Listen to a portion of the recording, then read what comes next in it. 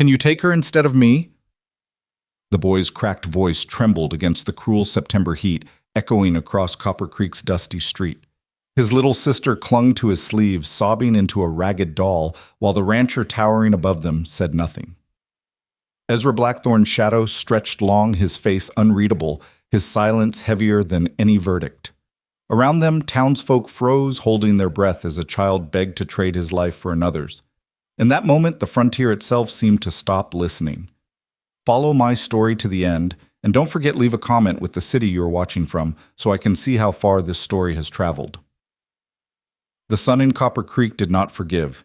It beat down mercilessly on the warped wooden storefronts and weary faces, turning dust into powder that clung to skin and crept into every breath. On that afternoon of 1887, the small town was nothing but a furnace of grit, silence, and suspicion. And in the middle of it all stood Daniel Harper. Barely 14, his body thin as a fence rail, but his eyes set with a kind of determination that seemed carved from stone. Beside him, his younger sister Lily, only 9, clung tightly to the tatters of his shirt. Her cheeks were smudged with dust, her hair tangled in pale ropes that caught the light despite their dirt. In her hands she clutched the only piece of her old life, a ragged cloth doll with button eyes. Her fear was written across her face, a fear no child should have known. Before them stood Ezra Blackthorn.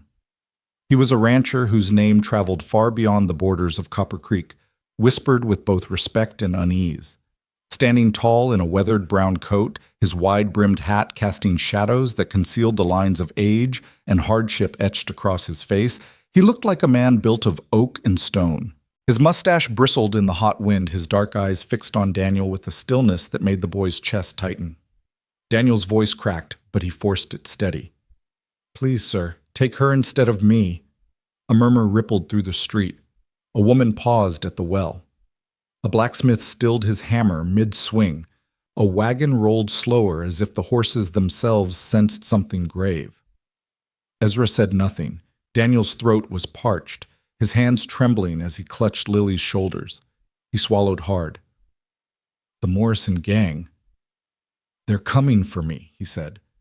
"I saw them that night at the bank. They know it was me. They'll kill me for it, but she—" He turned, looking at Lily, who stared up with wide, wet eyes. "She doesn't know anything. She's innocent."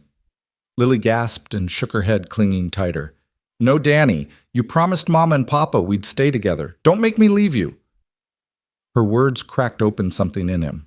For a flicker, the facade of a boy pretending to be a man gave way to a child barely holding back tears. Daniel knelt down to her level, gripping her small hands. His voice softened.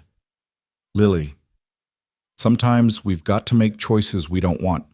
Choices that keep the people we love safe. Mr. Blackthorn's got a big ranch. You'd have food, a better chance at school. Everything Mama wanted for you." Her lip quivered. Tears streaked down her dirty cheeks.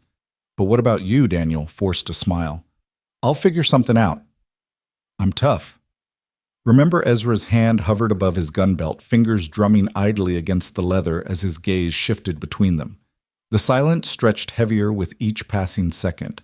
Behind him, his black stallion stamped the dirt, snorting impatiently as though echoing the boy's plea. Finally, Ezra's voice broke through deep and gravelly. "Boy, he said you speak of the Morrison gang as if you know their mind. Tell me what makes you sure they saw you." Daniel's heart thudded, but he answered swiftly.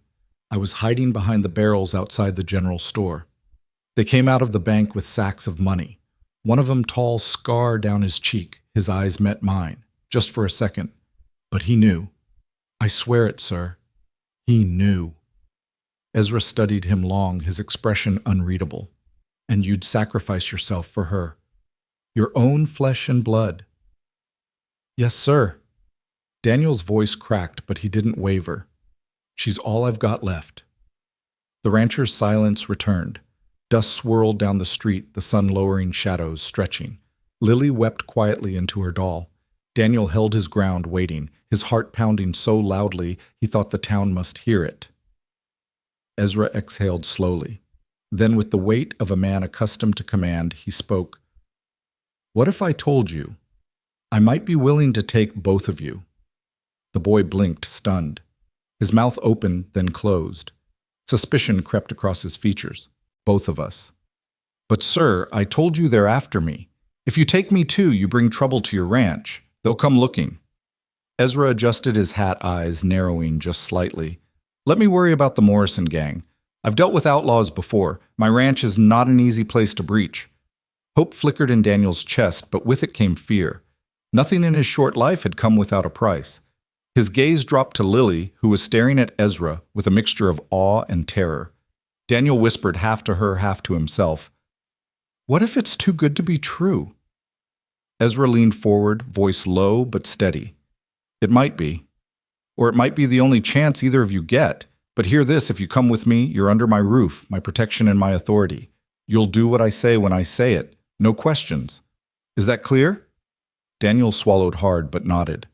"Yes, sir." Lily wiped her tears, trembling, but trying to mimic her brother's bravery. "Yes, sir." Ezra gave a single nod. "Then gather what's yours. We leave at sundown."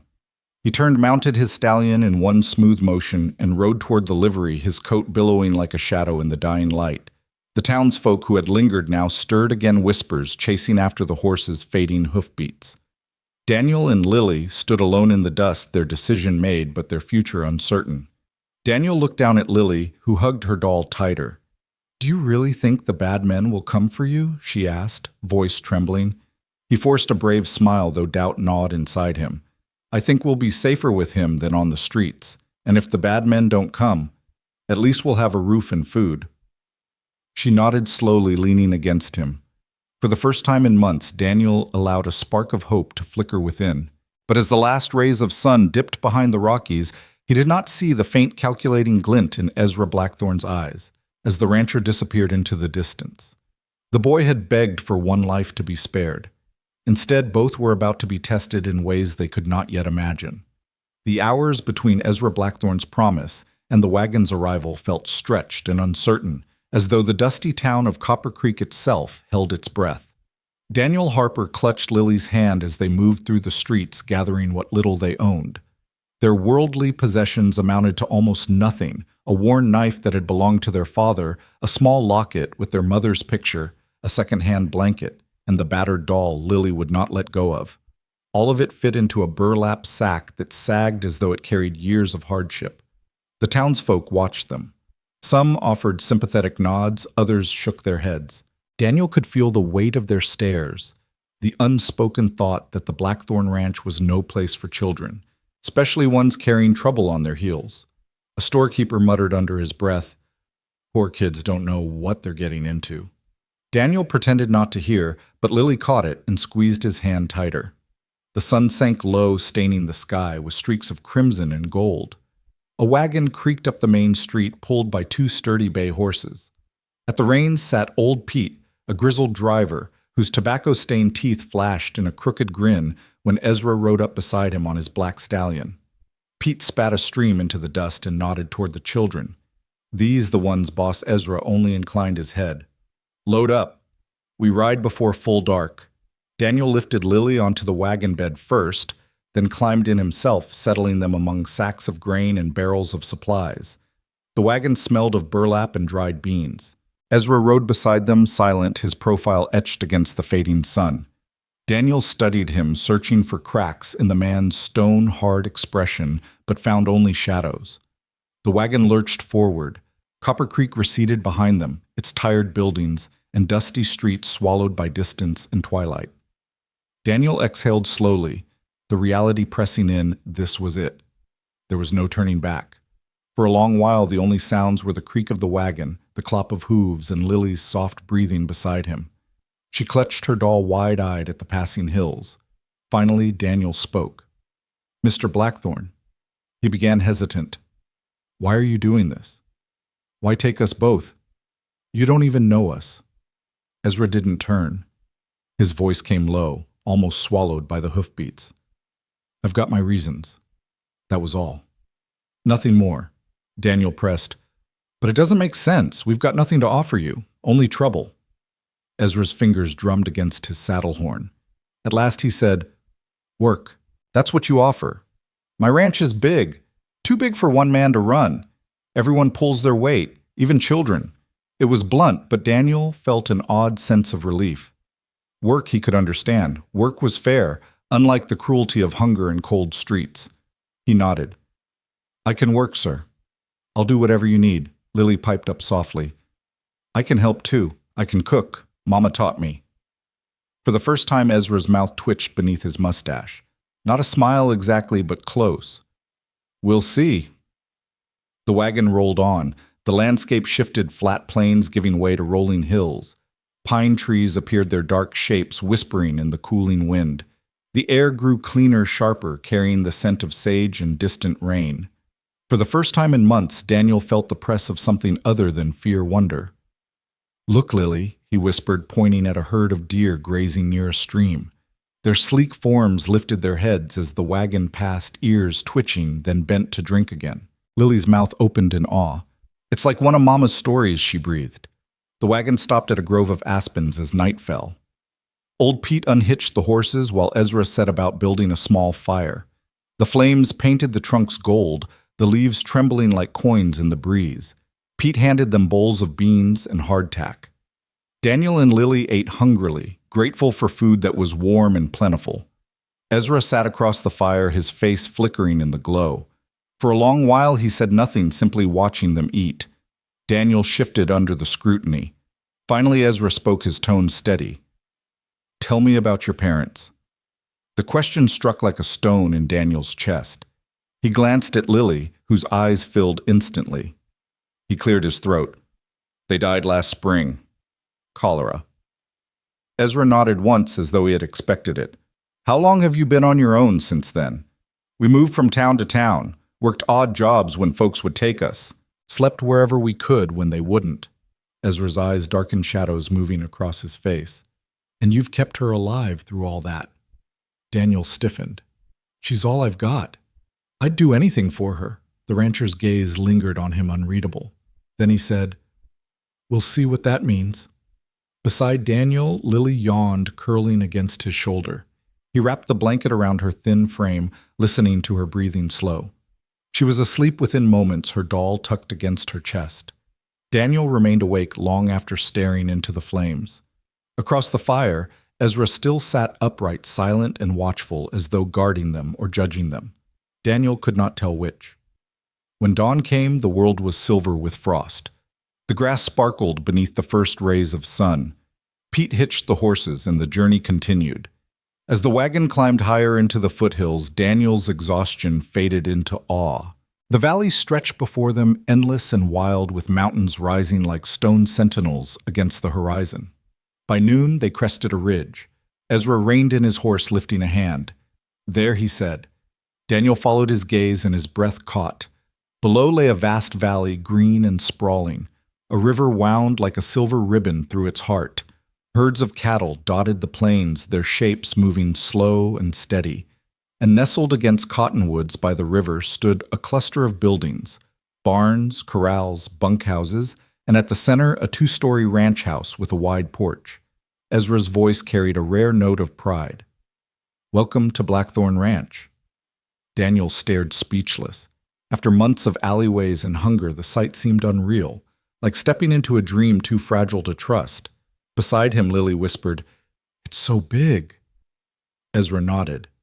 And now it's your home if you can earn it.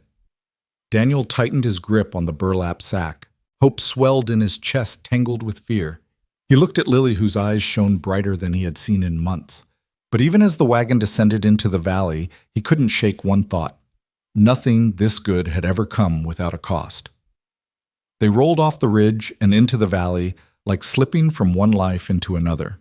The road widened, its ruts smoothed by wagon wheels, and the smells changed wild sage, giving way to sun-warmed hay leather oil and the deep animal musk of cattle. A windmill clacked lazily as it turned. Dogs trotted alongside, tails raised like question marks as they sniffed at Lily's dangling shoes. The main yard opened in a burst of light and dust. Men looked up from their work, some with hats in their hands, others pausing mid-swing of pitchforks. Horses tossed their heads in the corral, snorting and stamping. Set back beneath cottonwoods, the big house watched everything with whitewashed calm, its wide porch shaded and still. Ezra Blackthorn lifted two fingers and the yard seemed to realign around that small signal. A foreman stepped forward, compact, dark-haired, turning silver at the temples, eyes calm as winter water. "Miguel Ortega," he said, tipping his hat to Ezra, then to the children. "Welcome." Daniel felt every rip in his shirt, every threadbare patch on his knees. Lily slid behind his hip. Miguel's gaze was frank but warm, softening when it fell on her. "These two will be staying," Ezra said. His voice wasn't raised yet. Everyone heard it. "Find them quarters. Set the house rules." Miguel nodded once. "Sí, patrón." He gestured to Daniel and Lily. "Come, pequeños. You look hungry." They crossed the yard, dodging a wheelbarrow and a laughing hand carrying a crate of eggs like it was made of glass. Lily stared at the neat fences, the stacked firewood, the hand pump, where a woman in a blue apron filled a bucket. From somewhere inside the big house drifted the smell of bread. Lily's stomach growled. Daniel nudged her gently. "It's all right," he whispered. Miguel stopped at a smaller building set near the cottonwoods, not far from the bunkhouse but apart from it. It had a stone chimney and shutters painted a tired green. He pushed open the door. "Used to be the office before the big house got its study," he said. "Now it's spare quarters. 2 rooms, a hearth. Not fancy, but dry and warm. Dry and warm." The words hit Daniel like rain after drought. Inside a thin rug covered the plank floor. On the table sat a basin, a sliver of lye soap, and 2 folded towels, clean enough to make his throat tighten. In the corner, firewood waited beneath a neatly hung iron kettle. A woman appeared at the threshold with a basket on her hip. Strong hands, sun-browned cheeks, scarf tied at her neck. Rosa Miguel said, "My wife." She smiled first at Lily, and the child smiled back before she knew she'd done it. "For now you wash," Rosa said in careful English, setting the basket down. "Then you eat."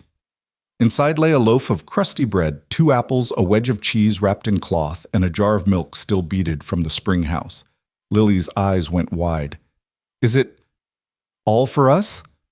Rosa laughed softly. "For now. Tomorrow more if you work." The rule was clear, softened by the warmth in her voice. Daniel washed Lily's hands and face, then his own. The water ran gray and gritty. He dared not waste more than 1 fill. Between them they ate half the bread, the cheese, and both apples, saving the rest without speaking. Old habits died slowly. Miguel leaned against the doorframe while they ate. "The patron runs a tight outfit," he said, as though noting the weather. "We start before sun and stop when the light goes. But there is order. People look out for each other. You pull your weight, you'll find your place." Daniel chewed slowly.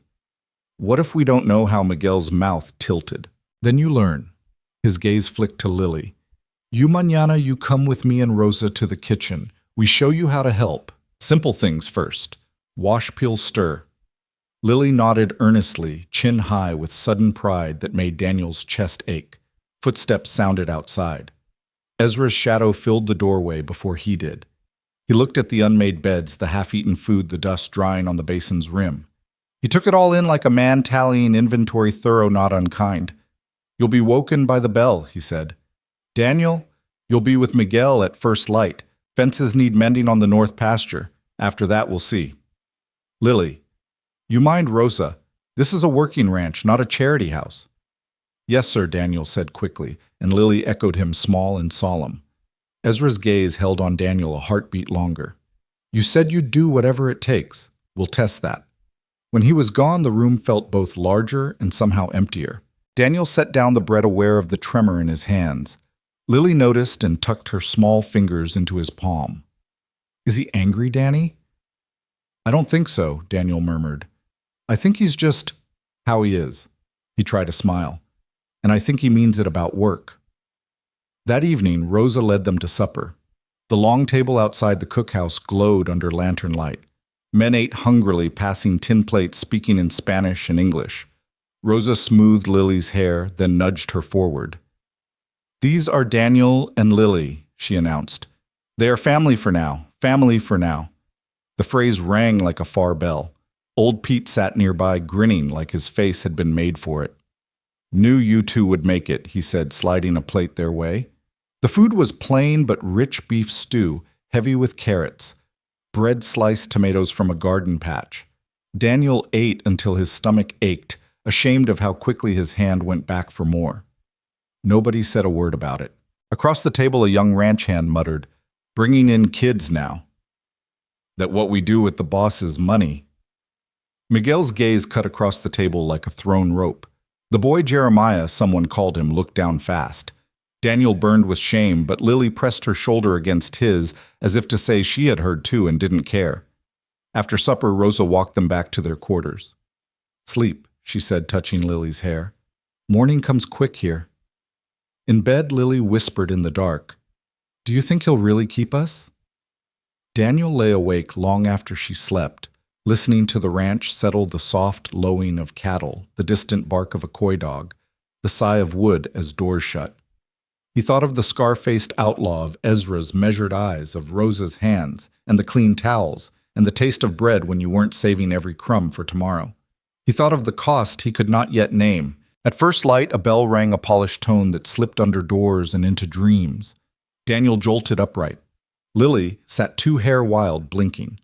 The air promised a cooler day. They dressed quickly in the clothes Rosa had left, a pair of patched trousers for Daniel that nearly fit a simple dress for Lily, the color of creek water. Outside the yard was already alive. Smoke curled from the cookhouse chimney. Men saddled horses, and Ezra stood with Miguel near the porch. Miguel lifted a hand. "You ready?" he asked. "Yes, sir." Daniel said, his voice sounding older than he felt. Miguel handed him a pair of thin gloves, the leather soft at the palms. "For the wire," he said. "It bites." He glanced to Lily. "Rosa waits for you." Lily hesitated, looking up at Daniel. He squeezed her hand. "Go on," he said. "You'll be great." She nodded and ran braid bouncing, and Rosa caught her up like she had been waiting all along. The morning had begun. The trail out of the ranch yard rose toward the foothills, and by the time the sun had fully cleared the eastern ridge, the world beyond Copper Creek seemed like another country. The wagon creaked and swayed with each rut, old Pete snapping the reins. Ezra Blackthorne riding his black stallion alongside in silence. Daniel sat in the back with Lily tucked against him, the burlap sack of their meager belongings between their knees. The deeper they traveled, the more the air changed. The flatlands gave way to rolling hills dressed in sagebrush, then to groves of pine whose resin scented the breeze. Streams whispered beside the road, catching sunlight like silver ribbons. A hawk circled high overhead, and once a family of mule deer bounded across their path, white tails flashing. Daniel tried not to show it, but wonder tugged at him. He had lived all his 14 years in towns that smelled of dust and sweat, where alleys reeked of refuse and sickness. This place, with its wide sky and mountains standing like watchmen on the horizon, felt like stepping into a story Mama used to tell when she tucked them in at night. Lily whispered, her eyes wide, "Danny, it looks like heaven." He forced a smile, though his chest ached. "Maybe it is." By mid-afternoon, they stopped in a sheltered hollow where aspens quivered and tossed their golden leaves in the wind. Old Pete unhitched the horses while Ezra stacked wood for a fire. Sparks caught, and soon the smell of beans and salt pork filled the grove. Lily's stomach growled audibly.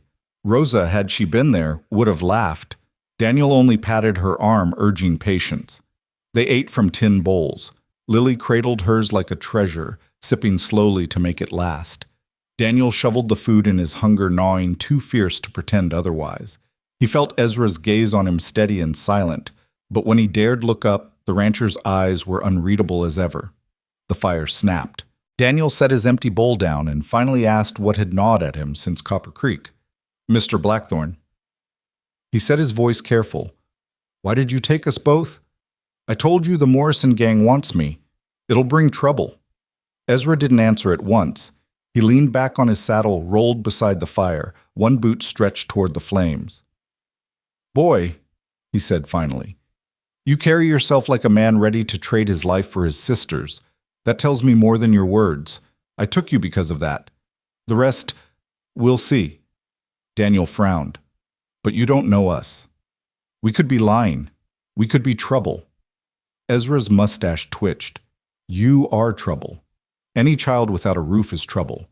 But trouble's only worth something if it carries grit. We'll learn soon enough what kind you are." Lily huddled closer to Daniel, uneasy. He smoothed her hair and whispered, "It's all right." When darkness deepened, Pete rolled out blankets. Lily curled against Daniel under one, clutching her doll Annie. Across the fire, Ezra sat upright, his hat pulled low but his eyes still glinting beneath. Daniel lay awake, every crack of a twig stirring his nerves, wondering if Ezra was watching them or simply listening to the night. Sleep came in fits. He dreamed of the scar-faced outlaw peering at him from the barrels of gunfire in the street of Lily being pulled from his arms. He woke sweating, only to find Ezra's silhouette unmoved by the embers, a sentinel cut against the starlit sky. At dawn, frost silvered the grass. Lily's breath puffed in tiny clouds as she rubbed her eyes. Ezra roused them briskly, and soon they were climbing higher into the foothills. The air grew sharper, carrying the scent of snow, even though summer had barely slipped into autumn. Daniel pulled Lily's blanket tighter around her shoulders, murmuring encouragement. By noon, they crested a ridge. Ezra lifted his hand, and old Pete reined the wagon to a halt. "Look," Ezra said. Daniel followed his gaze and forgot to breathe. Below sprawled a valley vast enough to swallow Copper Creek whole. A river wound through its center, flashing silver. Dark cattle dotted the grassland like seeds moving slowly in the distance. And near the river's bend stood the ranch barns, roofed in fresh shingles, corrals, sturdy and straight bunkhouses lying neat as soldiers. At the center, a two-story home with a wide porch and a chimney smoking faintly. Ezra's voice carried a rare note of pride. Blackthorn Ranch, 20 years of my life in that valley. Started with a horse and a rifle. Now it's the largest spread in 3 counties. Daniel could not answer. After months of shivering in barns and alleys, of counting crumbs to keep Lily alive, this sight was too much. His throat closed. Beside him, Lily clutched his sleeve. "It's beautiful, Danny," she whispered. "Do you think we'll really get to stay here?" He forced his voice steady. "If we work hard, if we prove ourselves." Ezra guided his stallion down the trail and the wagon followed. As they drew closer, details sharpened the sound of hammering from a barn, the scent of hay drying in the sun, the murmur of men working cattle. Some ranch hands looked up as they passed, tipping hats toward Ezra, though their eyes lingered curiously on the children. They rolled into the main yard. Dogs barked, horses whinnied, and Miguel Ortega appeared wiping his hands on a cloth. He looked at the children, then at Ezra. "These two will stay," Ezra said. "They'll earn their keep." Miguel studied Danielle a moment, then Lily. His gaze softened. "Bienvenidos," he said simply. "Come, I'll show you." He led them to a small house near the cottonwoods. Inside were 2 beds with real mattresses, a table, a hearth with a stack of wood. Daniel stared, disbelieving.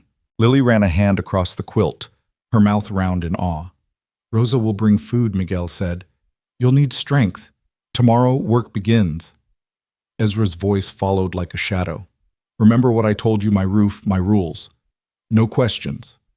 Daniel met his dark eyes, heart hammering. "Yes, sir." Ezra lingered a beat longer, then turned and left his boots striking hard against the packed dirt. For the first time in months, Daniel and Lily stood in a place that smelled not of dust and fear, but of wood smoke and bread. They looked at each other, disbelief and hope tangled in their faces. Danny Lily whispered, "Is this real?" He took her hand, staring at the hearth as if fire might spring to life there on its own. "I don't know," he admitted. "But we're here. That's what matters." Outside the ranch bustled. Inside, the children let themselves for one fragile moment believe in a tomorrow that might not hurt. Evening settled on the valley like a heavy quilt, the last light spilling gold over the rooftops of the Blackthorn Ranch. Daniel and Lily stood in their small house, the smell of wood and fresh quilts wrapping around them like a dream. It was the first time in months they weren't in an alley or an abandoned loft. Yet Daniel's shoulders stayed tight, suspicion sitting in his chest like a stone. A soft knock broke the silence. When Daniel opened the door, Rosa stood there, her arms full of a basket. Her scarf was tied neatly at her neck, her cheeks rosy from the cookhouse fire. She stepped inside without waiting for invitation and set the basket on the table. "Food," she said simply. When Lily lifted the cloth cover, her gasp filled the little house. A round loaf of bread, thick stew sealed in a clay jar, and 2 mugs of fresh milk. Lily's fingers hovered like she was afraid the food might vanish. "Go on," Rosa urged gently. "Eat." They did. Lily tore the bread with both hands, stuffing her mouth, eyes shining with delight. Daniel forced himself to eat slower, though hunger gnawed fierce. He caught Rosa watching him, not with pity, but with careful study, as if measuring him. When Lily finally leaned back, her belly full, Daniel wiped her face with the corner of his sleeve. Rosa smiled faintly. Mañana, she said, tapping Lily's shoulder. You come with me. Kitchen, learn. Lily's eyes lit up. Really, I can help, see. You will help. Daniel's chest ached at the sight of his sister's pride. Later, after Rosa left, Daniel tended the small fire in the hearth. Lily sat on her bed, clutching Annie. Her doll eyes half closed with sleep. The quilt lay over her legs, warmer than anything they'd known in a long time. Danny, she whispered. Do you think Mr. Blackthorne will really keep us or send us away? Daniel stared into the fire. Ezra's words. My roof. My rules echoed like iron. I don't know, he admitted, but as long as we work hard, maybe he will. Sleep came easier that night. The air smelled of wood smoke, not rot. The beds creaked with comfort, not dampness. For the first time since their parents' deaths, Lily slept deeply. Her hand curled around Annie. Daniel lay awake longer, staring at the rafters, listening to the steady beat of his own heart. At dawn, the bell rang. Its metallic toll carried across the ranch, pulling them from dreams. Daniel scrambled up, helping Lily dress in the plain but clean clothes Rosa had given her the night before. When they stepped outside, the ranch was alive already. Men saddled horses, dogs barked at cattle being driven into corrals, smoke drifted from the cookhouse. Ezra waited, hat brim shading his face, Miguel beside him. His eyes swept over the children like a foreman tallying stock. Daniel, he said, you're with Miguel. North fence needs repair. Hard work, but honest. Yes, sir. Daniel answered quickly. Ezra turned to Lily. You go with Rosa. She'll show you your part. Everyone earns their keep here. I will, Mr. Blackthorne, Lily said with a shy nod. Ezra's eyes softened just a fraction. Then he tipped his head toward Miguel. See what the boy's made of. Miguel led Daniel toward the corral where tools leaned against a rail. He handed him gloves, thick leather patched at the palms. You wear these, wire cuts deep. Daniel tugged them on the leather stiff against his thin fingers. The morning passed in sweat and struggle. Mending the north fence meant driving posts into stubborn earth, hauling spools of barbed wire that seemed to have a will of its own. Daniel's hands burned blisters rising even through the gloves. Miguel worked beside him, steady and patient, showing him how to hammer staples without splitting wood, how to twist the wire taut. By noon, Daniel's shirt clung damp to his back, his arms shaking with each swing of the hammer. He nearly dropped a post, but Miguel caught it, clapping his shoulder. Despacio, the foreman, said gently, Slow. Strength grows. No need to kill yourself day one. Daniel gritted his teeth. I can do it. Miguel's eyes crinkled. I believe you. When Ezra rode up mid-afternoon, Daniel straightened despite his aching back. The rancher studied the stretched wire the post set firm the boy's blistered hands. He said nothing for a long moment. Then he nodded once and rode on. That small nod felt like a medal pinned to Daniel's chest. Meanwhile, Lily thrived in the kitchen. Rosa showed her how to stir pots without spilling, how to wash vegetables from the garden, how to knead dough with her small fists. By lunchtime, she presented Daniel with a misshapen roll of bread, her face glowing with pride. I made this, she exclaimed. Daniel bit into it. It was dense, lopsided, but warm and real. He smiled. It's the best bread I ever tasted. Rosa chuckled softly, patting Lily's shoulder. She learns quick. By evening, Daniel could barely lift his arms, but when Lily tugged him toward their little house, showing off her apron smeared with flour, he felt lighter. They had worked. They had earned their supper. That night, Rosa brought them beef stew and fresh milk again. As they ate, Daniel noticed something. Rosa's eyes lingered on him often, as if watching not just how he ate, but how he looked at his sister, how he carried himself. When Lily fell asleep, Daniel whispered to the darkness, We'll make it work here. We have to. Outside, the wind rattled the cottonwoods, and on the porch of the big house, Ezra stood smoking his pipe, his eyes fixed on the small glow of the children's hearth. Morning came hard and early. The bell's iron tongue rang across the valley before the first line of gold broke over the ridge. Daniel stumbled awake, his muscles screaming from the fence work of the day before. His hands throbbed beneath the stiff leather gloves he had left on the table. When he sat up, he found Lily already dressed, her hair braided into two crooked plaits, face scrubbed pink from the basin. She held her apron like a banner of pride. "Rosa says today I get to help make pies," she whispered, excitement glowing in her eyes. Daniel smiled through the ache. "Then you'd better show her you're the best helper she's ever had." He washed his face in the icy water, the sting jolting him fully awake, then pulled on the patched trousers Rosa had left for him. Together they stepped into the crisp morning. Dew silvered the grass, smoke curled from chimneys. Men's voices rose from the corrals where horses stamped and snorted. The ranch was alive, each piece moving in rhythm. Ezra stood near the porch, hands on his hips, speaking low with Miguel. His dark eyes tracked Daniel and Lily as they passed, a silent reminder that their every step was measured. Miguel beckoned Danielle with a tilt of his chin. "Ready for more?" "Yes, sir," Daniel said, though his body begged otherwise. Today's work was mucking stalls in the horse barn. The smell of manure and hay hit sharp, but Daniel forced himself not to flinch. Miguel handed him a pitchfork. Clean bedding out, fresh straw in, simple but not easy. The hours blurred into sweat and sore arms. Daniel forked heavy loads into the wheelbarrow, hauled it outside, dumped it, and returned again. Horses watched him with dark eyes, tails flicking at flies.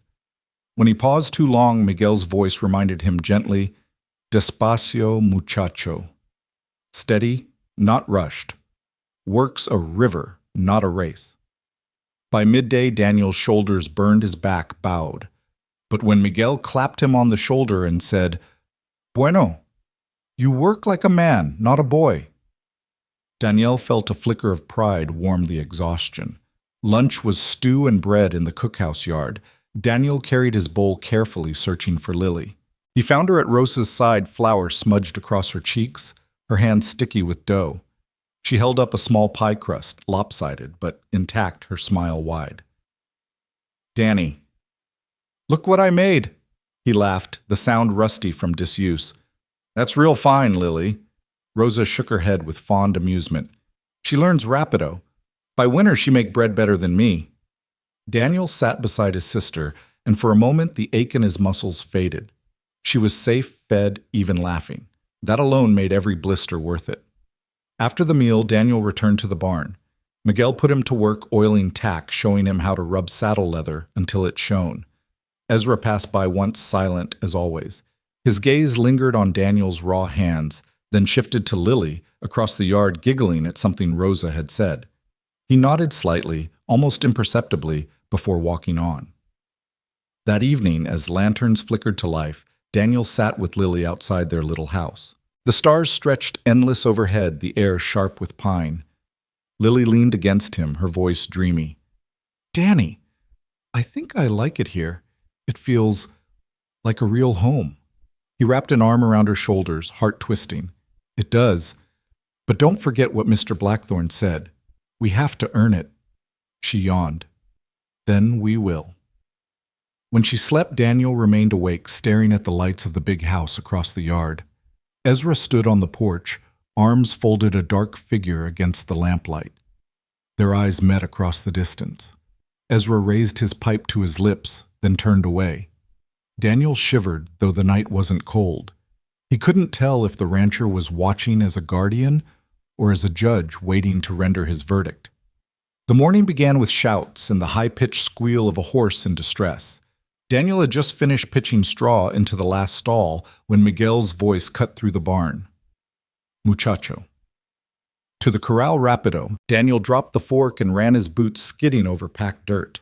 At the corral, half a dozen ranch hands circled a bay mare that lashed out with her hind legs, eyes rolling white foam at her mouth. She reared and struck the rails, the wood shuddering under the impact. "That one's cursed," a hand muttered. "Tempest'll kill someone before she lets a saddle touch her." Ezra stood outside the ring hat, low arms crossed. His eyes flicked to Daniel briefly, then back to the horse. Daniel leaned on the fence, breathing hard. Something tugged inside him, sharp as a memory. He had seen that look before, not rage, but terror. Stray dogs, beaten cats, even Lily's eyes after their parents died, it was the same wild, cornered fear. "She's not mean." Daniel said quietly. She's scared. Miguel glanced at him. How can you tell? See how she keeps favoring her left side. Somebody hurt her. Spurs, maybe. Or a whip. She's not fighting because she's wild. She thinks we're here to hurt her again. The men chuckled. What do you know, boy, one sneered.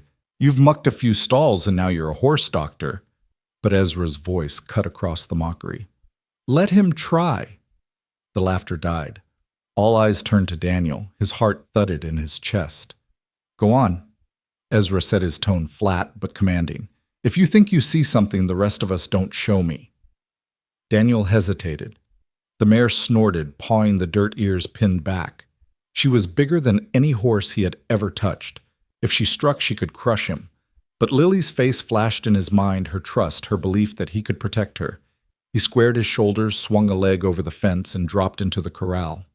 Gasps rippled through the hands. Miguel swore under his breath. Daniel kept his eyes low, his movements slow. He crouched slightly, making himself smaller. Easy, girl, he murmured. Nobody's going to hurt you, not me. Tempest snorted, stomping back, but she didn't charge. Daniel took another slow step. I know what it's like, he whispered, words spilling out like secrets. To not trust anyone. To think every hand reaching for you means pain, but I won't hurt you, not ever. For long minutes, boy and horse watched each other across the dust. Slowly, Tempest's ears pricked forward. Her breathing eased. Daniel extended his hand, palm open. That's it, he whispered. I won't grab you. I just want to be your friend. The mare stretched her neck cautiously, her nostrils flaring. She nudged his palm once, twice, then pressed her soft muzzle against him. A cheer rose from the men. Miguel's eyes widened. In 3 days, none of us could get near her, and this muchacho, he shook his head half in awe, half in disbelief. Daniel stroked the mare's neck gently, careful not to startle her. She quivered under his touch, but she didn't pull away. After a few minutes, he slipped a simple rope halter over her head. When he finally climbed back over the fence, sweat trickling down his temple, the ranch hands muttered among themselves. Incredible, Miguel said. I've worked horses 30 years and never seen such a thing. You have a gift, Daniel. Daniel ducked his head, embarrassed. Animals just need to know they're safe. Once they trust you, they'll follow you anywhere. Ezra stepped forward. His eyes, dark and unreadable, locked on Daniel. He said nothing, only inclined his head once, a motion so small it might have been missed. But Daniel felt its weight. That night, as the ranch quieted and Lily snored softly in her bed, a knock rattled their door. Daniel opened it to find Ezra standing there, pipe smoke curling in the lamplight. Walk with me, the rancher said. Daniel's stomach tightened. He followed Ezra up a small rise overlooking the valley. Below, lanterns flickered in the bunkhouses, cattle lowed in the distance, and the river glimmered under the moon.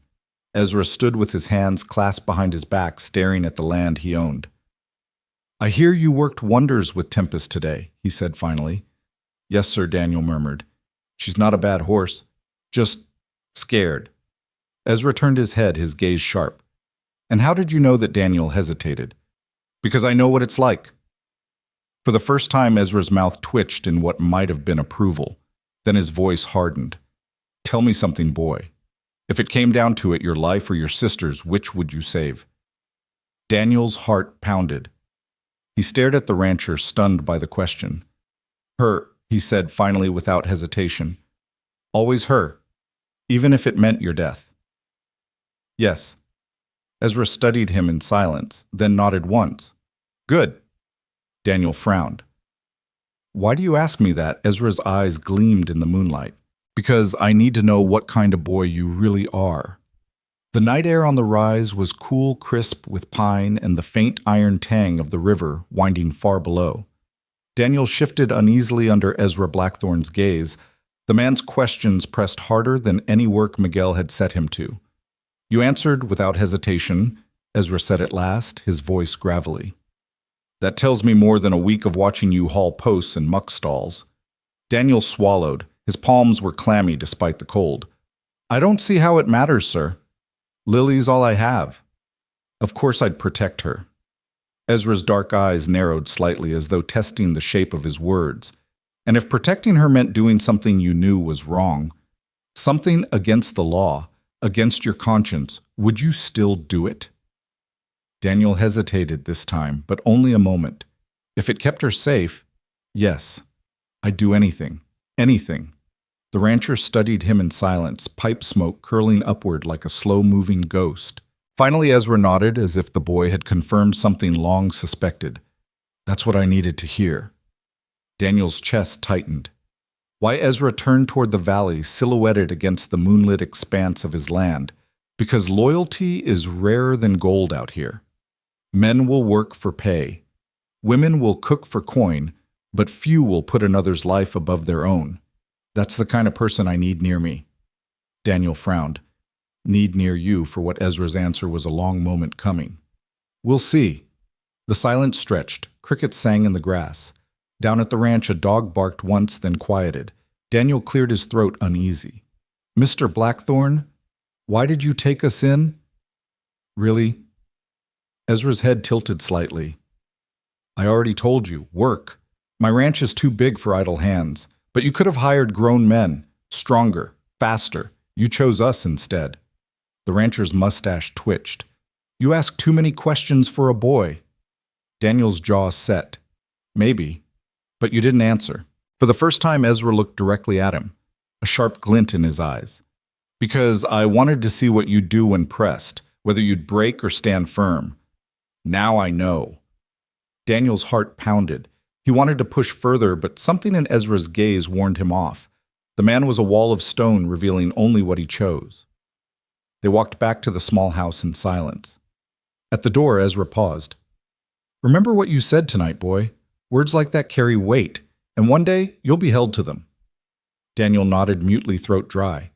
Ezra turned his boots crunching on gravel and disappeared into the shadows of the yard. Inside, Lily stirred in her bed. Danny, she mumbled, rubbing her eyes. Where'd you go? Just talking with Mr. Blackthorn, he whispered. What about Daniel? Hesitated, looking at her small face in the dim light. She was so young, still clinging to the comfort of her doll. He couldn't burden her with the strange test Ezra seemed to be giving him. Nothing important. He lied softly. Go back to sleep. She sighed and turned over asleep again within moments. Daniel lay awake long after Ezra's words circling in his head like wolves.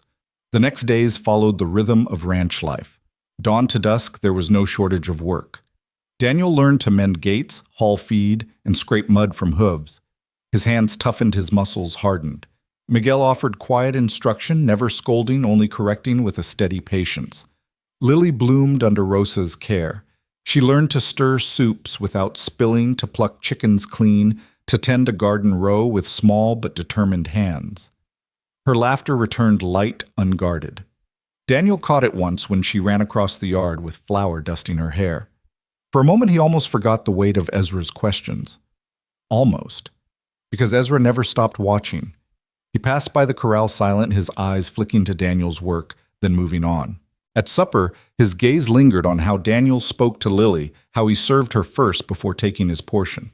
It was a constant pressure, invisible yet heavy, like the boy was being measured against some hidden scale. One evening, as the sun bled red across the valley, Ezra summoned Daniel again. They stood near the fence line, the air humming with crickets. You've done well, Ezra said, voice low. Miguel tells me you work like a man, not a boy. Rosa says Lily is quick, willing, eager. That speaks to the way you've raised her since your folks died. Daniel shifted uneasy at the rare praise. Thank you, sir. Ezra's gaze sharpened. But work is one thing, character is another. I don't keep people here who can't be trusted. If you stay, you'll be more than ranch hands. You'll be part of something larger. That means loyalty. That means obedience. No exceptions. Daniel's pulse quickened. I understand. Do you? Ezra's voice rumbled. Because I will test you. Again. And when that time comes, you'll remember what you swore, that you'd do anything to protect your sister. Anything. Daniel's mouth went dry. He nodded, though his heart thudded uneasily. Ezra studied him another moment, then turned back toward the house. The conversation was over. Daniel stood in the gathering dark, the valley stretching wide and endless around him. He thought of Lily laughing in Rosa's kitchen, of her small hand gripping his as she whispered she felt safe here.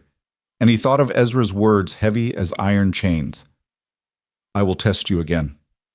The boy swallowed hard. He had no idea what that test might be, but he knew one thing with certainty. He would not fail it. Not if Lily's future depended on it. The test came sooner than Daniel expected. 2 nights after Ezra's warning, the ranch yard was quiet under a wide silver moon. The bunkhouses had gone dark, and only the lowing of cattle in the far pasture stirred the silence. Daniel was in bed. Lily curled against her quilt with Annie the doll pressed to her chest when a heavy knock rattled the door. He shot upright. Boy Ezra's voice called low but commanding. Come with me. Daniel pulled on his boots and slipped outside. The night air bit cold sharp with pine and wood smoke. Ezra stood waiting, pipe glowing faintly in his hand. Without another word, he turned and walked toward the ridge that overlooked the valley. Daniel followed his pulse quickening with each step. The rancher's silence was heavier than words. At the crest, Ezra stopped. The land stretched out below them in moonlight, the corrals, the barns, the cottonwoods standing like sentinels along the river. For a long moment, Ezra said nothing. Then he spoke, his voice even. Boy, the Morrison gang you claim hunts you. They were caught. 3 days after the bank robbery. Sheriffs got them locked in Copper Creek Jail waiting for a circuit judge. Daniel froze the words slamming into him like a hammer. What Ezra turned his head, his eyes catching the moonlight. There's no scar-faced outlaw after you, no gang riding in the dark. That fear you've been carrying, it's smoke. Nothing more. Daniel's knees went weak. He stumbled back, shaking his head. That can't be. I saw them. He looked right at me. The bank was robbed, Ezra cut in. That's true, but you were never in danger, not from them. Daniel's chest heaved, anger and betrayal flooding through him. Then why tell me nothing? Why bring us here under a lie? Ezra's face stayed carved from stone. Because I needed to see what kind of boy you are. Whether you'd protect your sister when you thought it meant your death. Whether you'd hand her off to me out of fear or stand beside her no matter the cost. Daniel's fists clenched. You tested us. You played with our lives. You had no lives to play with. Ezra replied sharply. You were starving in alleys, boy. Winter would have finished you both. That was real danger whether you admit it or not. Daniel's breath came fast, his heart hammering in his ears. So everything Copper Creek the gang was just some kind of trick. Ezra's gaze softened only a fraction, not a trick, a measure. And you passed. Daniel staggered, the weight of it crashing over him. Relief, confusion, fury, and something he couldn't name tangled inside him until he could hardly breathe. You don't get it, he whispered hoarsely. I believed every word.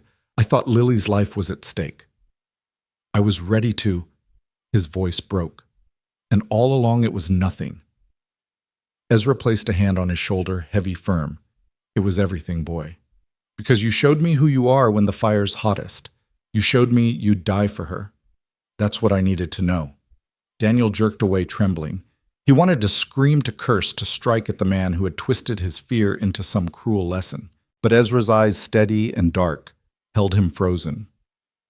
Why, Daniel demanded, finally, his voice raw. Why do you care what kind of boy I am? Ezra turned back toward the valley, his silhouette stark against the moon. Because this ranch won't last forever. I built it with my own hands, but I won't live to see it through alone. I've been looking for someone worth carrying it forward. Someone with loyalty in his bones. Maybe I found him. The words hung in the air like a brand. Daniel's anger sputtered, confusion taking its place. You mean, Ezra nodded slowly.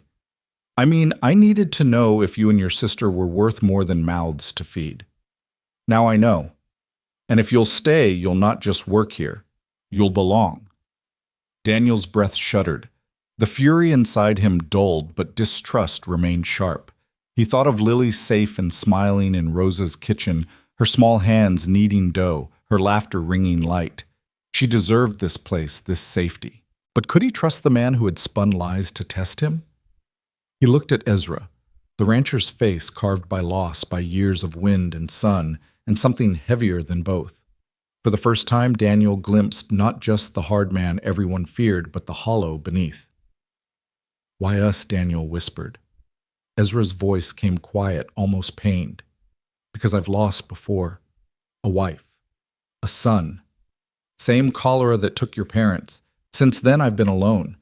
I needed to know if there were still people in this world who would fight for family.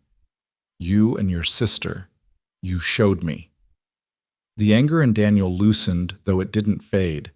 He looked down at his blistered hands, then back toward the small house where Lily slept safe and warm. Ezra's gaze stayed on him, steady as stone. Think on it, boy. This place could be yours, and hers someday. But it starts with trust. That's the only way it works. Daniel didn't answer. He couldn't. His throat burned too hot with tangled feelings. Ezra left him there on the ridge the valley spread below like a promise and a threat all at once. Daniel sank onto a boulder, burying his face in his hands. Relief that Lily was never hunted. Anger that his fear had been twisted. Awe at the possibility Ezra hinted at. It was too much for a boy of 14, yet it pressed on him like the weight of years. At last he lifted his head, staring at the ranch bathed in silver light. He whispered to the night to his parents, long gone, to the sister he swore to protect. I don't know if I can trust him, but I'll try. For Lily. The next morning, Daniel moved through his chores as though in a fog. His body shoveled, hauled, and hammered, but his mind reeled with Ezra's words from the ridge. No Morrison gang, no scar-faced outlaw waiting to slit his throat, just a test. A lie. Miguel noticed the boy's distraction. Your head, it's somewhere else today, the foreman said, tightening a post with calm efficiency. Daniel muttered, just tired. But Miguel's eyes were sharp. Cansancio is in the body, not in the eyes. You carry something heavier. Daniel didn't answer. How could he? He didn't know whether Ezra meant to save him and Lily or bend them into something of his own design. At supper, Lily was radiant. She chattered about the pies Rosa let her help bake, about how the chickens followed her into the yard, about how Rosa promised to teach her stitches for mending torn sleeves. She beamed at Daniel. Danny, I think I'm getting good at it. Rosa says I'm a fast learner, Daniel forced a smile. That's wonderful, Lily. But Ezra sat at the far end of the long table, his gaze flicking between them as if studying every word. Daniel felt it like a weight pressing his shoulders down. That night, once Lily slept, Daniel slipped outside. The moon carved silver over the cottonwoods. He wandered toward the corral tempest, shifting inside, ears pricking when she saw him. He reached through the rails, stroking her neck. She pressed against his hand, warm and steady. You trust me, he whispered. Why can't I trust him? Footsteps crunched behind him. Ezra. She's different with you, the rancher said quietly. Daniel didn't turn. Because I didn't lie to her. A long pause. Ezra came to stand beside him, pipe smoke curling faint in the night. You're angry. Daniel's fist tightened against the horse's mane. You let me think Lily was in danger. You let me believe I might die. And for what? So you could decide if I was worth feeding. Ezra's face was unreadable in the half-light. I let you show yourself. And you did. You showed me you're a boy who'll break his back for his sister, a boy who'd walk into the fire for her. That matters. Daniel turned, eyes blazing. It doesn't make it right. Ezra's gaze didn't waver. Maybe not. But out here, right and wrong bend. Survival doesn't. What I did was harsh, yes, but it was truth enough you were in danger. You just didn't see it. Starvation, cold, wolves in the night.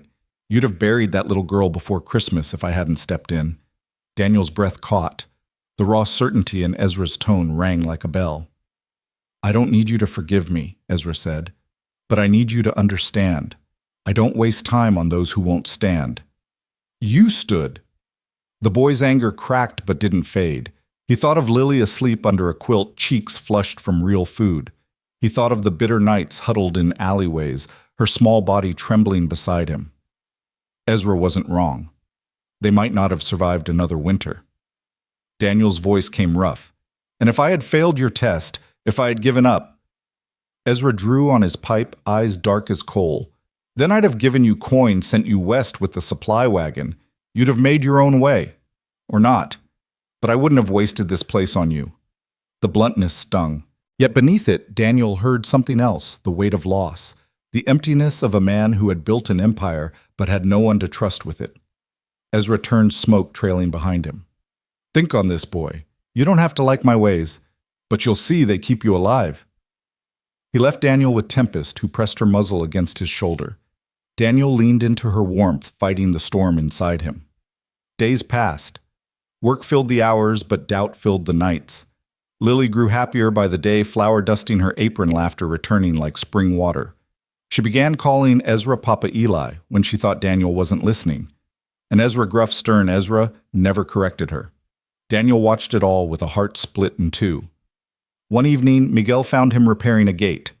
You brood too much, the foreman said. Your sister? She smiles again. That should be enough. Daniel shook his head. I don't know if it's safe to trust him. Miguel studied him for a long moment. Then he said softly, El Patron lost a wife and son. Same sickness that took your parents. Since then, he has only this land. Men like him, they test because they are afraid to lose again. Daniel stared at the ground, his chest tight. That night, as he and Lily sat by their small hearth, she whispered, Danny, do you think we'll stay forever? He looked at her, the firelight painting her hair gold, her smile small but hopeful. He thought of Ezra's eyes, of Miguel's quiet words, of Rosa's kindness. I don't know, he said finally, but maybe. And for the first time, he wanted it to be true. The days lengthened into weeks, and life on the ranch folded into a rhythm that left little time for Daniel to dwell on the gnawing questions Ezra had planted. Still, the doubts were always there, like a splinter under the skin, small, sharp, impossible to forget. Work was unrelenting. With autumn settling over the valley, fences needed reinforcement. Hay needed stacking in the barns, and cattle had to be driven closer to the river before the snows came. Daniel worked until his shoulders ached and his palms hardened into calluses.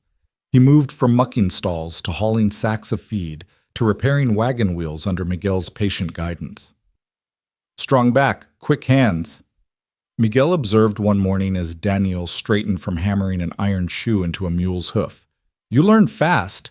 Daniel wiped the sweat from his brow. I have to. Miguel's mouth tilted into a small smile. See, for her. His gaze flicked toward Lily, who sat near Rosa's skirts in the yard, carefully sewing stitches into a ragged apron. Daniel nodded without speaking. Lily blossomed in ways Daniel hadn't expected.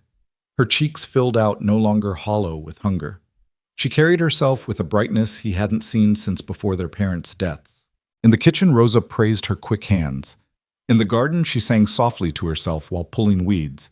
She even made friends among the ranch hands. Old Pete let her ride on the supply wagon seat when it rolled out for nearby towns, and Jeremiah, the young hand who had sneered at them at supper, grudgingly carved her a whistle from willow wood.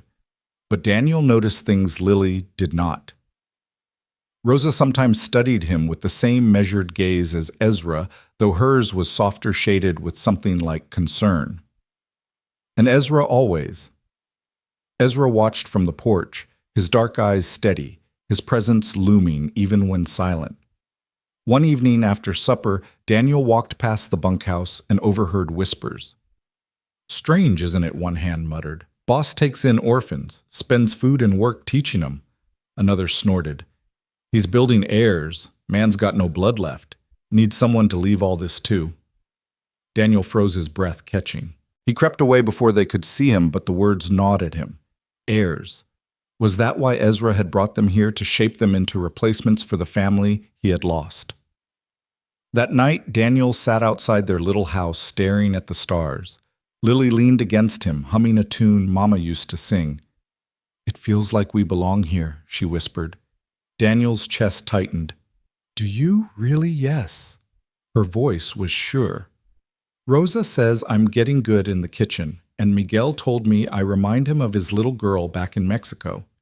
Everyone is kind, even Papa Eli. Daniel flinched. Don't call him that. She looked up at him, puzzled. Why not? Because he's not our papa, Daniel said sharply, then softened at her hurt expression. Not yet. Not really. She pressed her lips together, then whispered, He feels like one. Daniel had no answer. The next morning, Ezra sought him out. They walked the pasture edge together, Tempest trailing quietly behind. Ezra's voice was low, even. "You're angry with me still," he said. Daniel stared at the ground. "You lied to me." "I tested you," Ezra corrected, "and you proved yourself. But I know trust doesn't grow in a day." "Why us?" Daniel blurted. "Out of everyone, why choose us?" Ezra stopped his tall frame, casting a long shadow. "Because I saw myself in you. A boy forced to be a man too early, a girl too young to carry grief in her eyes. And because," his voice caught roughened, "because I lost my son.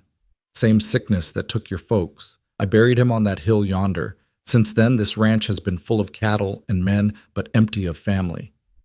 Daniel's throat tightened. He glanced at the hill Ezra pointed toward a lone oak rising against the sky. For the first time, he glimpsed the sorrow beneath the rancher's stone face. "You mean to make us your family?" Daniel said quietly. Ezra's jaw worked. "If you'll have it. Not as charity, not as hired hands, as blood in all but name." Daniel's heart twisted. He wanted to believe it for Lily's sake.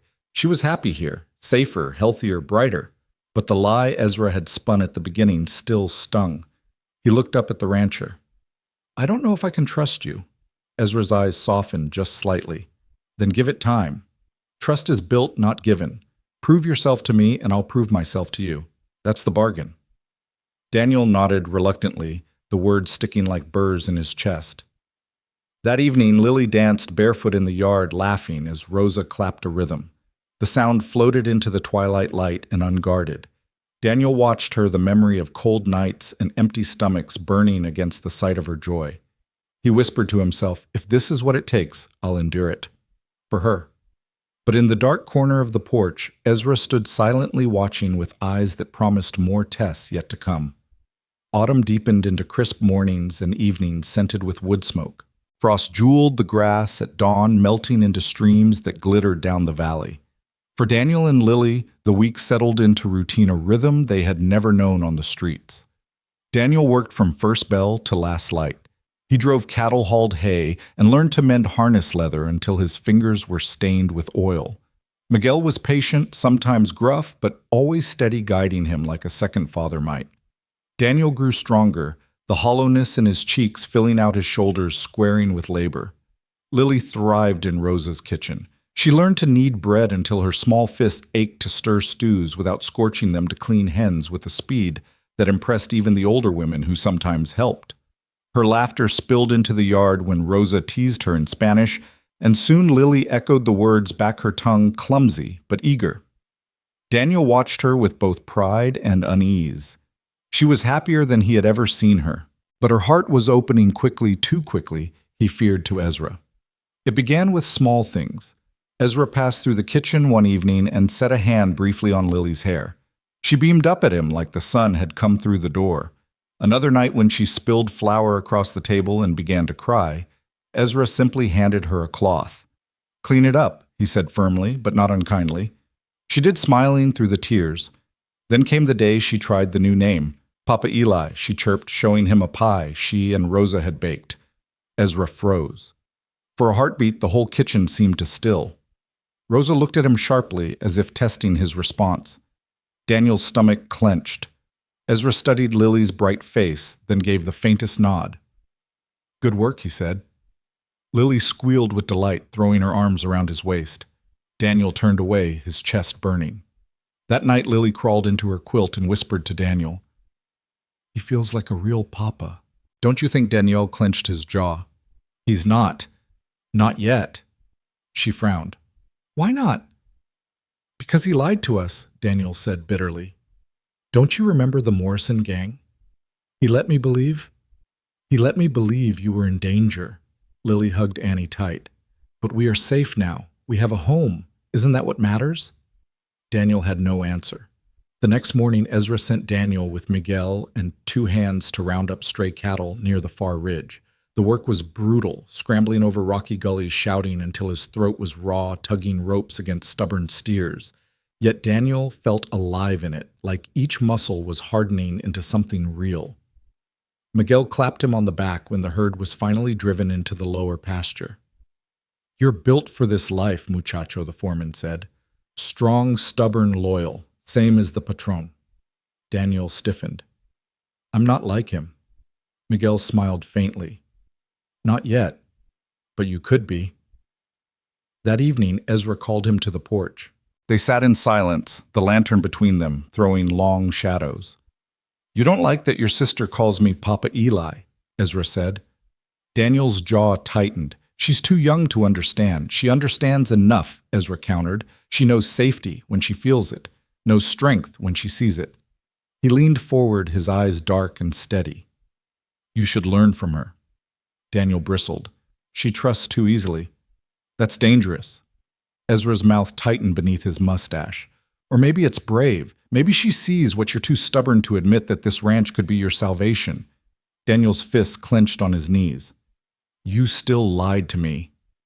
And I'd do it again, Ezra said flatly, because the truth I needed wasn't in your words, it was in what you'd sacrifice. That's the only way I could know you were worth my roof. Daniel's chest heaved, torn between anger and a strange yearning he didn't understand. He wanted to hate Ezra, but each day on the ranch, each smile from Lily chipped away at that anger. Later, lying awake, Daniel heard Lily mumbling in her sleep. Papa Eli. Danny. Her voice was content, soft as the night wind. Daniel turned toward the ceiling, eyes burning. Maybe she was right. Maybe Ezra could be more than the man who tested them with lies. But trust would come slower for him. Still, when dawn came and the bell rang again, Daniel rose without hesitation, pulling on his gloves. If nothing else, he would prove himself through work, the only truth he knew Ezra respected. And maybe, just maybe, that was how he could protect Lily, not only with his fists and his sacrifice, but with a future built here in this valley. Ezra seemed determined to tie them to. Winter pressed down hard on the valley. Snow came early that year, piling against fences, blanketing the pastures in white silence. Breath smoked from men and cattle alike, and every chore doubled in weight when done with frozen fingers. For Daniel, it was both torment and revelation. He rose in the dark, splitting kindling before breakfast, his axe biting deep into frosted logs. He drove hay sledges across the fields, the wind slashing his face raw. He shoveled roofs free of snow to keep the barns from collapsing. His body hardened each day, carving him closer into a man. Miguel often watched him with quiet approval. You work like one who's been here years, he remarked, not a boy dragged in from the street. Daniel only nodded, breath steaming. He didn't work for Ezra's praise, not really. He worked because Lily thrived here, her laughter ringing like bells through the house. She baked biscuits, patched clothes, sang while she swept. Sometimes he thought she had forgotten the alleyways, the hunger, the cold nights when they'd clung to each other just to stay alive. But Daniel had not forgotten, and Ezra's presence was a constant weight. He rarely spoke more than necessary, but his eyes never seemed to stop measuring Daniel. Whether at the table in the yard or across a frozen pasture, Daniel felt it, the unspoken test still unfolding. One night after a storm howled itself quiet, Daniel stepped out to the corral. Tempest stamped restlessly, her breath clouding in the moonlight. He stroked her neck, murmuring low, "She's restless like you." Ezra's voice came from the shadows. Daniel startled. "I didn't hear you." Ezra approached slowly, boots crunching on snow. He carried no lantern, only his pipe, the ember glowing faint. "You watch over her the way you watch over your sister." Daniel turned back to the mare. "She trusts me." Ezra stood beside him, silent, stretching. Then softly, "And you still don't trust me." Daniel's throat tightened. "You gave me reason not to." Ezra exhaled smoke, watching it curl into the cold. "Maybe I did. Maybe that's my flaw. But I'd rather a boy hate me for truth than love me for lies of comfort." Daniel's jaw worked. It wasn't truth. You invented an enemy. Ezra's gaze flicked toward him, sharp as flint. The enemy was real enough. Hunger, cold, despair. You think the Morrison gang worse than those? No, boy. I gave your fear a name so I could see how you'd fight it, and you did. Daniel turned away, anger and confusion churning. He wanted to spit words back at the man, but none came. The silence hung heavy until Ezra spoke again, his voice lower. "Your sister's begun calling me father. I don't correct her. Do you want me to?" Daniel froze, chest tightening. Ezra studied him. Say the word and I'll set her straight. I'll remind her you're all she has. Daniel's eyes burned. She's happy, happier than she's been in years. Ezra nodded once, then let her keep it. Whatever name she calls me, you're still her anchor. That doesn't change. Daniel swallowed hard, struggling with the lump in his throat. Ezra's words were steady, almost gentle, yet they felt like a burden pressed onto his shoulders. The following weeks tested them more. Supplies ran low after the storm delayed the wagon from town. For 3 days they rationed flour and beans, and Daniel caught Ezra eating less than the others, though he never spoke of it. Lily noticed whispering to Daniel, He gives me the bigger piece on purpose. Daniel couldn't deny it. Then came the wolf. One night, howls split the darkness, chilling the marrow of every man on the ranch. The cattle bawled, panicked. Daniel grabbed a lantern and rifle heart pounding and ran with Miguel and Ezra to the far pasture. There, under the moon's cold light, a wolf had brought down a calf. Its eyes gleamed as it snarled blood on its muzzle. Ezra raised his rifle. Before he could fire, Daniel stepped forward, breath steaming. He leveled his own weapon, hands trembling, but steady enough and shot. The wolf dropped instantly, snow flying. Ezra's gaze cut to him unreadable. Then slowly the rancher nodded. You're learning, he said. Daniel's chest heaved, his breath ragged. He wasn't sure if he felt pride or fear. The carcass was hauled away, the calf buried. Back in the yard, Lily clung to him, whispering, Danny, you saved us. But Ezra stood in the shadows, watching with those dark eyes that seemed to weigh Daniel's every move, as if deciding with each act whether the boy truly belonged or whether more trials still waited. And Daniel, lying awake that night, realized something: the ranch was no longer just shelter. It was becoming a crucible, and Ezra was the fire. The new year opened with bitter winds that seemed determined to scour the valley clean of all softness. Snow still clung to the ridges, but the river below flowed black and swift, carving its way past the frozen earth. Daniel rose each dawn before the bell, his breath fogging the air as he split wood, his muscles roped and hardened by months of labor. Lily, meanwhile, bloomed like spring flowers waiting under frost. Her cheeks glowed with health, her hair shone from Rosa's careful braiding, and her laughter warmed even the coldest nights in the kitchen. Sometimes she would hum while stirring a pot, and the ranch hands would lean near the door just to listen. To Daniel's eyes, she was safe here, too safe. She looked at Ezra with unguarded affection, a trust so whole it frightened him. One evening as they gathered for supper, Lily shyly set a small bundle of cloth before Ezra. I made this for you, she said, her voice trembling with pride.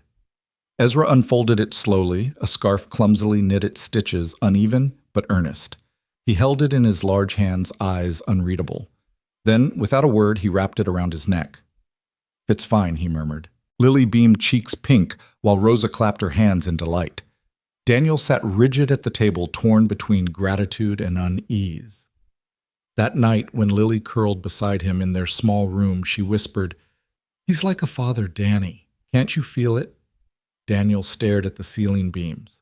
A father doesn't lie. She sighed. Maybe he only lied once. Maybe he's telling the truth now. Daniel couldn't answer. The days pressed on, and Ezra gave Daniel more responsibility. He sent him riding ahead with Miguel to scout fence lines, trusted him to lead younger hands in clearing snow from the creek banks, even allowed him to tally feed supplies in the barn ledger. You'll run this ranch one day if you keep sharp, Miguel remarked. Daniel bristled. I'm not staying forever. Miguel only shrugged. Life has a way of choosing for us. The weight of those words followed Daniel into his dreams. Then came the fire. It sparked in the hay barn during a night of high winds, maybe from a lantern left too close to the bales. Flames licked upward in seconds, a roaring furnace that lit the sky red. Shouts rang out as men scrambled with buckets, but the inferno spread too fast. Daniel ran into the smoke without thinking, Lily's terrified cry echoing behind him. He grabbed a halter rope, stumbling toward the horses still trapped inside. Tempest screamed, rearing against her stall. Danny Miguel's voice bellowed, Get out! But Daniel pressed on, coughing eyes stinging. He flung the gate wide, slapped Tempest's flank, and she bolted through the haze. 2 more horses thundered out after her hooves, sparking on the frozen ground. The beam above him cracked. And then Ezra was there, bursting through the smoke, his arm like iron, as he hauled Daniel by the collar. They stumbled into the night just as the barn roof collapsed in a spray of sparks. Daniel collapsed on the frozen dirt, hacking his chest burning. Ezra stood over him, face blackened with soot, eyes blazing. "You fool!" the rancher roared. "Were you trying to die?" Daniel coughed hard, voice hoarse. "The horses! I'd sooner lose 10 horses than one boy stupid enough to run into fire," Ezra barked. Then his voice broke quieter. "Rawer, don't ever do that again." For the first time, Daniel saw something unguarded in the man's eyes. Not anger, fear. Later, after the flames were doused and the barn reduced to smoking ruin, Lily crawled into Daniel's lap, weeping with relief. Ezra stood a distance away, watching them. His scarf. Lily's scarf still tied around his neck, though singed at the edges. Daniel's chest ached as he held his sister close. For the first time, he wondered if Ezra's tests were less about control and more about survival, whether he was forging Daniel not into a servant, but into a son who could endure the valley's harshness. The thought unsettled him more than the fire itself, because part of him, a part he didn't want to admit, almost wanted it to be true. The charred remains of the hay barn smoldered for days, a black scar against the snow.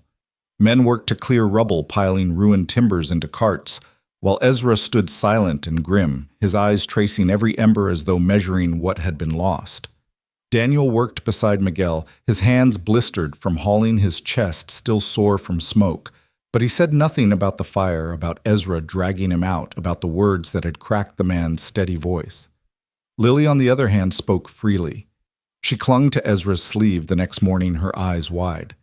"You saved my brother," she said with fierce certainty. Ezra's mouth twitched just barely. "Your brother saved the horses. I only saved his foolish hide." But Lily beamed at him as though he had confessed to heroism. Daniel looked away, unsure what to feel. Life on the ranch pressed forward, as it always did. A new barn was planned, lumber ordered from town.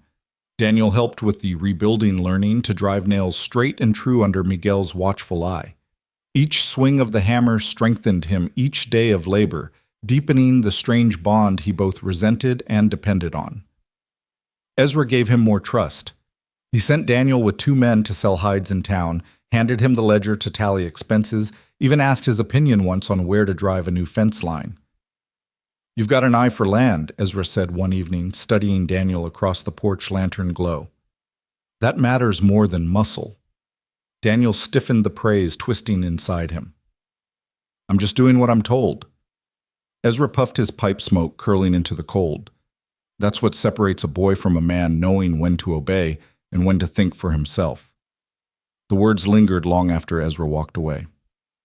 Meanwhile, Lily grew deeper into the rhythm of the house.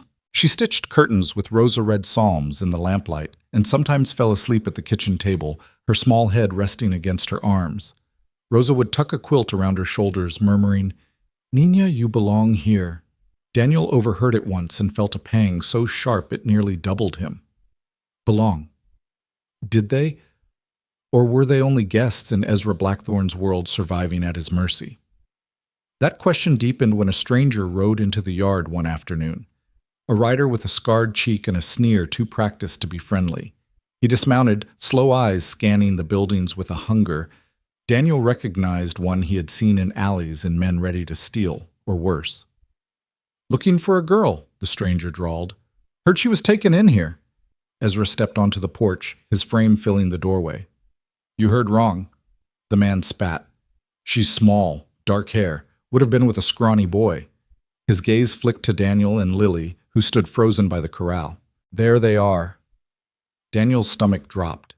Ezra descended the steps, each movement deliberate, heavy with threat. "You should leave before the sun drops lower. My men don't like scavengers after dark."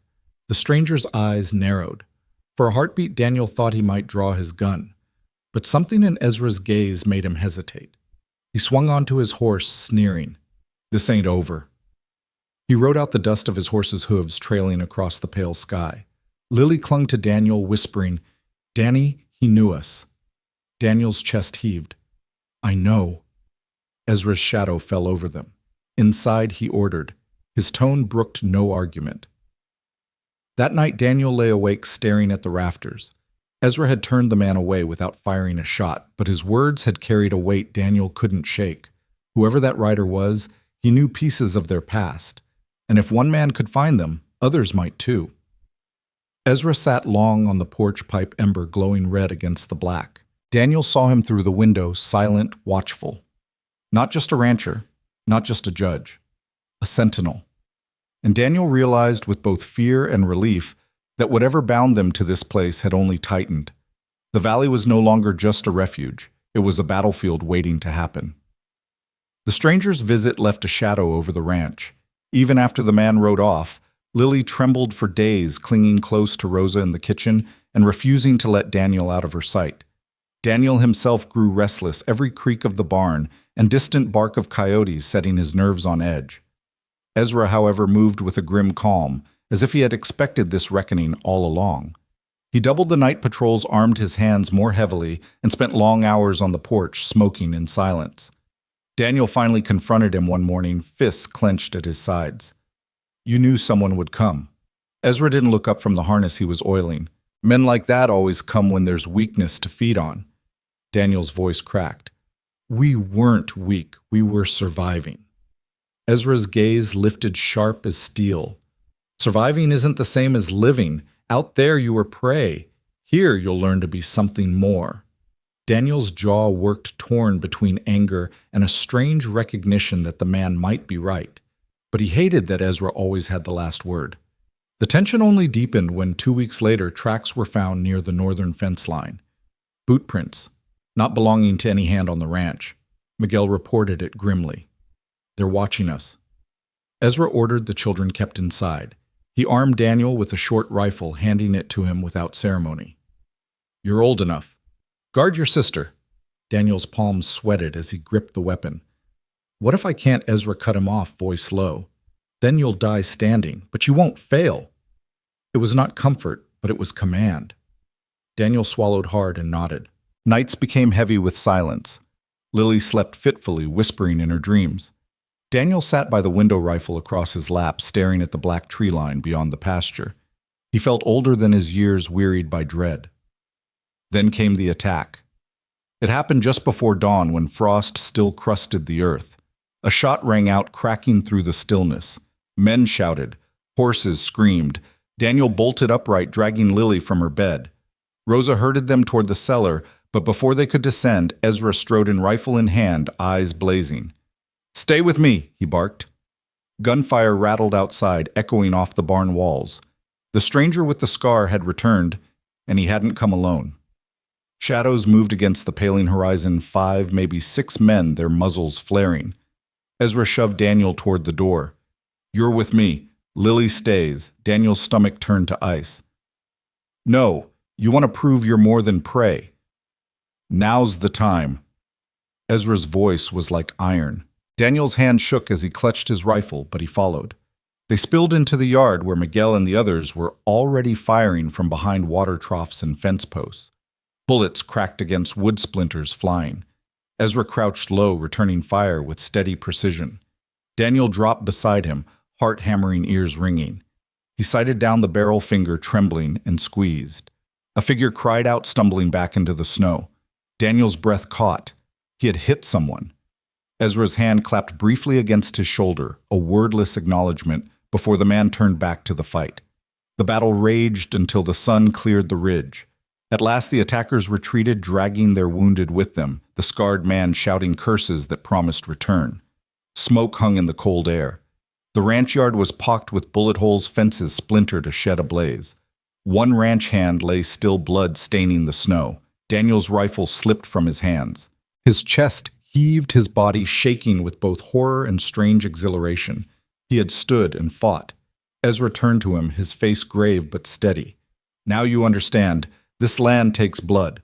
Always has, always will. Question is whose blood buys your tomorrow." Daniel swallowed, staring at the dark stains in the snow. For the first time he glimpsed the world as Ezra saw it, brutal, unyielding, demanding strength above all else. And though he hated to admit it, he knew Ezra was right. The yard smelled of smoke and blood for days after the fight. The wounded were tended in the bunkhouse, and the dead were buried on a rise overlooking the valley, a crude wooden cross hammered into the frozen earth.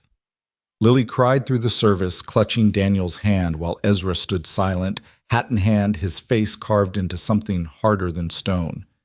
Daniel could not shake the memory of the man he had shot. It returned each night in dreams, the flash of the muzzle, the stranger's body staggering back into the snow. He had defended his home, he told himself. He had defended Lily, but the weight of it sat heavy on his chest. One night Ezra found him awake, staring at the embers in the hearth. "It doesn't leave you easy, does it?" Daniel's voice was hoarse. "I killed him." Ezra lowered into the chair opposite his pipe unlit in his hands. "You defended what's yours. That's different." Daniel shook his head. "I don't even know his name." "Names don't matter," Ezra said. "Only the choice you made when it counted. A man's defined by that." Daniel's throat tightened. He wanted to argue, to spit back that Ezra had forced this life onto him. But deep down, he knew the man spoke truth. He had made the choice. The weeks that followed brought an uneasy calm. Patrols were doubled, supplies guarded. The scarred stranger never returned, though the men spoke of him like a ghost still circling the valley. Lily began to pray aloud each night. Small hands clasped her voice, quivering as she asked God to make the bad men go away forever. Daniel listened, torn between bitterness and hope. Ezra threw himself into rebuilding. The new barn rose beam by beam, stronger than the last. He set Daniel to work at his side, not sparing him the heaviest labor. "Your back will remember what your mind forgets," he said, forcing the boy to lift, to haul, to sweat until his muscles screamed. By spring the valley thawed, and with it came a fragile sense of peace. Calves bawled in the pastures, wildflowers speckled the hills, and Lily's laughter carried once more across the yard. One evening, as the sun bled gold over the ridge, Ezra gathered the household. His voice carried heavy in the quiet. "You all know the danger's not gone. Men who came once can come again. But this ranch stands because we fought together, and it will stand tomorrow for the same reason."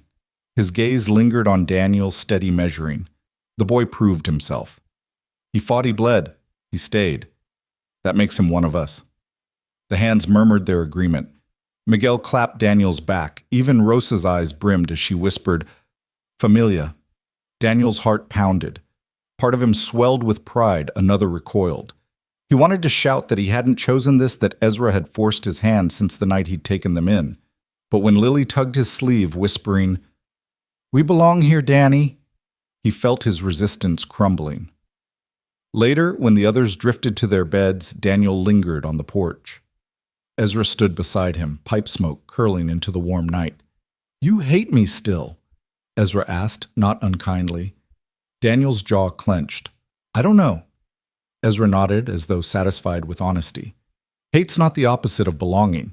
A man can hate and still be bound tighter than blood." Daniel turned to him, eyes narrowing. "What do you want from me?" Ezra's gaze fixed on the dark horizon. Not obedience, not gratitude, just strength, because when I'm gone, this land will eat the weak alive. And she, his eyes flicked toward the window where Lily slept, she'll need someone who can stand. Daniel's breath caught. For a moment, he saw past the hardness, past the tests and lies, into the truth Ezra had carried all along. He was shaping Daniel, not for his own sake, but for Lily's. And though Daniel's heart raged, some buried part of him understood. Spring deepened into summer, and with it came both warmth and unease. The valley bloomed green wildflowers nodding in the breeze, calves frisking in the meadows. Yet Daniel couldn't shake the tension that hummed beneath each day, the knowledge that the scarred stranger or men like him might return at any moment. He worked harder than ever, sweat soaking his shirt as he hauled fence posts, drove cattle, and learned the quiet rhythm of Ezra's land. Ezra said little, but his eyes followed Daniel with a weight that was neither judgment nor approval, something deeper, a recognition forming in silence. Lily thrived, her small world filled with chores, songs, and Rosa's gentle guidance. Sometimes Daniel watched her spinning barefoot in the grass, her laughter ringing clear, and for a fleeting moment he almost believed they had found peace. But peace never lasted long in the valley. One blistering afternoon, riders were spotted on the far ridge. Miguel rode in, dust caked on his face. 6 men, he said grimly. Could be more behind. Ezra didn't flinch. It was only a matter of time. The household gathered tense and silent. Lily clutched Daniel's hand, whispering, "Is it them?" Daniel's mouth was dry. Maybe. Ezra's gaze swept over them all.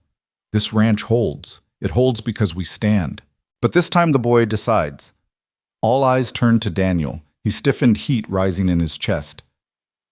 "Me." Ezra nodded once. "I can lead. I can fight. But they came for you and your sister.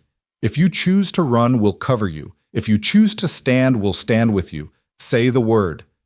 Daniel's heart thundered. Run. The thought burned with temptation. To flee into the hills, vanish before more blood was spilled. But then Lily's grip tightened on his hand. Her eyes, wide, fragile, trusting, searched his face. He heard Ezra's words echo. "When I'm gone, this land will eat the weak alive. She'll need someone who can stand." Daniel raised his chin, forcing strength into his voice. "We stand." A murmur of assent rippled through the men. Ezra's mouth curved, not quite a smile, but the closest Daniel had ever seen. Then we stand. That night, the ranch became a fortress. Rifles were loaded, lanterns dimmed, positions chosen. Daniel stood shoulder to shoulder with Ezra on the porch rifle in his hands, the weight of his choice heavy but resolute. The riders came at dawn.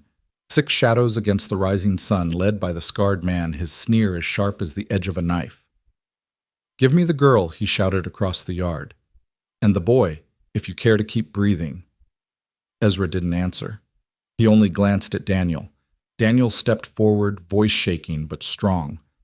"You'll have to kill me first." The man's laugh was cold. Easy done. Gunfire erupted.